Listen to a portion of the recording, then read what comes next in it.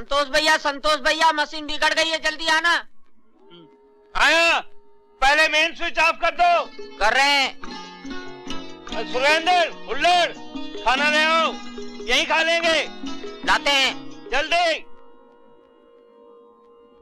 सुरेंद्र, रचना जी का संतोष भैया की जूठी रोटी खाने का मतलब तो मैंने साफ नजर आ रही है कि रचना जी संतोष जी को डायरेक्ट किस नहीं कर पाई ना, तो ये इनडायरेक्ट किस हो रही है। अरे खाना जल्दी लाओ। आ रहे हैं ना।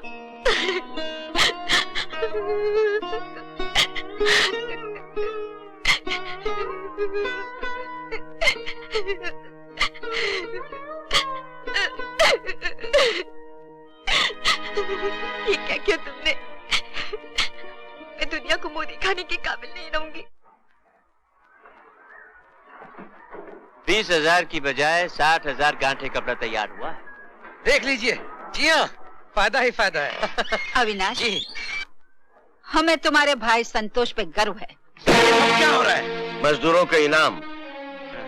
काका, जरा गिनना इस लिफाफे में कितने रुपए हैं? 420। मतलब 1 महीने का बोनस। और ये देखिए, आपने दस्तखत किए 3 महीने के बोनस पर। और तेरी तो काका, मुनीम जी का इसमें कोई दोष नहीं। अगर कोई दोषी है तो मालकिन है, मालकिन। ये तो वही करते हैं जो इन्हें कहा जाता है। हम में से कोई बोनस नहीं लेगा। कोई नहीं लेगा। हेमंत भाई, काका, जो लोग बोनस ले चुके हैं उनसे कहो यहाँ आके वापस कर दें। भैया। हाँ। क्या कर रहे हैं आप? आपको तो बोनस पूरा मिलेगा ना? अविनाश, सवाल मेरा नहीं, सवाल इन गरीब मजदूरों का है जिन्होंने दिन रात अपना पसीना बहाया, वादा पूरा किया। अब अगर ये बोनस लेंगे तो पूरा लेंगे। लेकिन इसका अंजाम अच्छा नहीं होगा संतोष। अंजाम किसका? अविनाश, अपने भाई को समझाओ। Make this man understand, all right? या आप समझते नहीं हैं? अविनाश, अगर मैं तुम्हारा बड़ा भाई हूं ना, तो ये सब मजदूर तुम्हारे भाई हैं। अगर कुछ दिलवा सकते हो तो इनको इनका हक दिलवाओ। मगर आप तो जानते हैं सब कुछ मालकिन के हाथ में। और कह दो कि मालकिन बंबई गई हुई। हाँ। लौट के आने दो, देखना हम अपना हक कैसे लेते हैं। हाँ। अरे बाप रे बाप, ये कैसा भाई है? अरे अपना नहीं तो कम से कम मेरी नौकरी का सोचो, माँ का सोचो, मुन्नी का सोचो। क्यों सोचे, क्या सोचे, किसके लिए सोचे? आपने 3 महीने का बोनस का वादा किया है, अपने वादे का सोचिए। हमें उस वादे से कहाँ इनकार है? लेकिन मालकिन, एक महीने का बोनस देकर 3 महीने के बोनस पर दस्तखत लिए जाएं, क्या ये ईमानदारी है? धोखाधड़ी नहीं? बिल्कुल झूठ और धोखाधड़ी है। 4 दिन बंबई क्या गई, पीछे से सारी बातें उल्टी सुल्टी हो गई। संतोष, हम मजदूरों को 3 महीने का बोनस यकीनन देंगे।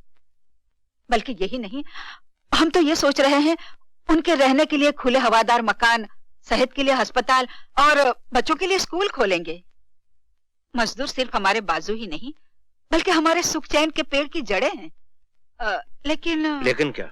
लेकिन आजकल हमारा हाथ जरा तंग है। जो भी माल हमने सप्लाई किया था उसका एक पैसा भी अभी तक वापस नहीं मिला। हम मजदूरों को उनका बोनस देंगे और ब्याज के साथ देंगे। देखा, जो मैं न कह सकी वो मेरे बेटे कुंदन ने कह दिया। हाँ, और बस उनको बस इतना कह दो भाई कि 1 महीने का बोनस अभी ले ले, ताकि दिवाली का त्योहार हंसी खुशी मना सके। मालकिन, क्या मैं विश्वास कर लूं? कुंदन का वादा हमारा वादा है। मुझे आपसे यही उम्मीद थी। चलो, धन्यवाद।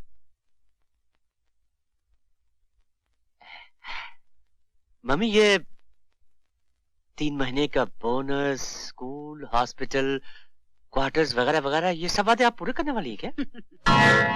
पागल हो गए हो तुम? जब वादों पे देश, समाज और हुकूमतें चलाई जा सकती हैं, तो फिर ये मिले क्यों नहीं चलाई जा सकती? वाह, you are great mummy, you are great.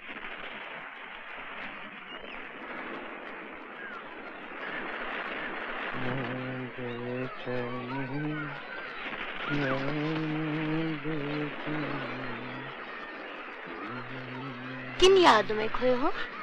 अरे, रचना जी, क्या पूछा आपने?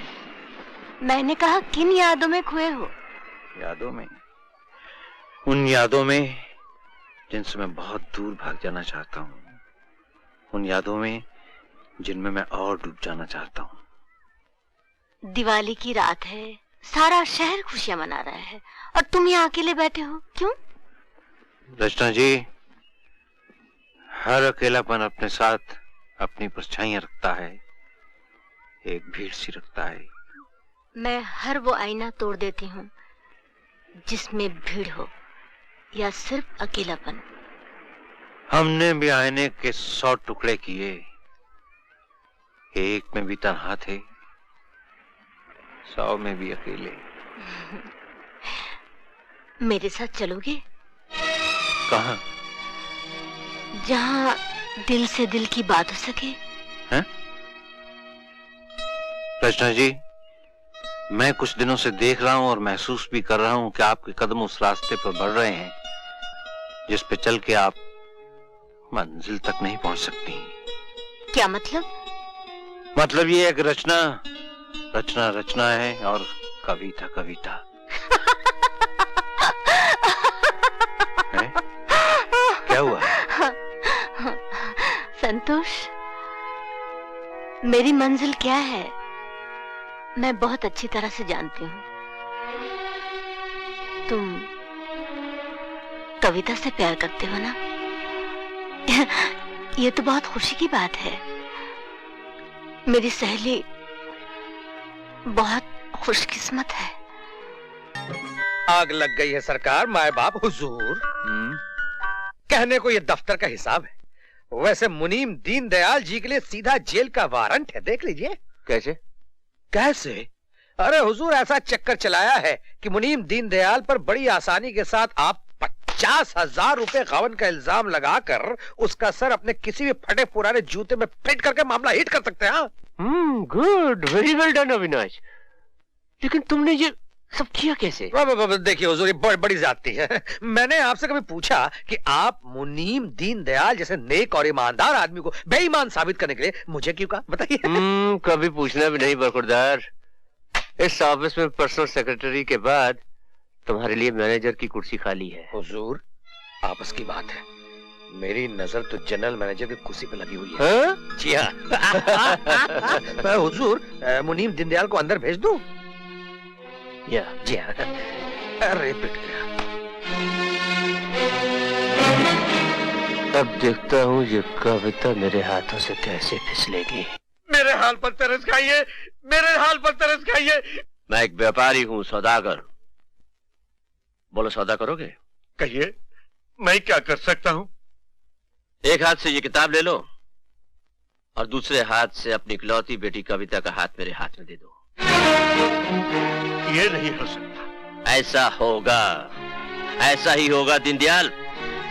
अविनाश, पुलिस को टेलीफोन करके बुला लो। 100 डायल करो। नहीं, नहीं, ये अन्याय है, अन्याय है,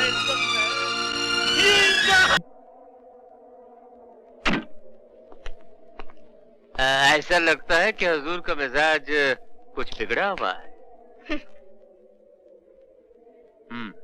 मेरी कोख में तुम्हारा बच्चा पल रहा है और मैं उसकी माँ बनने वाली हूँ। अगर तुमने मुझसे शादी नहीं की तो मैं अपने आप को भी मार डालूंगी और तुम्हारे बच्चे को भी, और इसका इल्जाम तुम्हारे सर आएगा। हम ये भी बर्दाश्त कर लेंगे? नहीं, ये क्या बेवकूफी कर रही हो? ऐसी नादानी खुदा के वास्ते मत करो बेटा। तुम कौन हो? मेरा नाम अहमद भाई है हुजूर, आपकी मिल्का का अदना मुलाजिम हूँ। तुम कौन होते हो हमारे बीच में आने वाले? Get lost! देखिए हुजूर, मैंने सब कुछ सुन लिया है, सब समझ लिया है।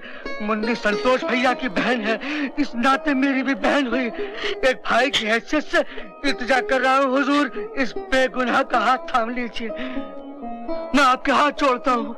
जो बोलोगे वही करूंगा। तो फिर खाइए कसम उस पाक परवरदिगार की कि आप मुन्नी से शादी करेंगे। खाइए कसम।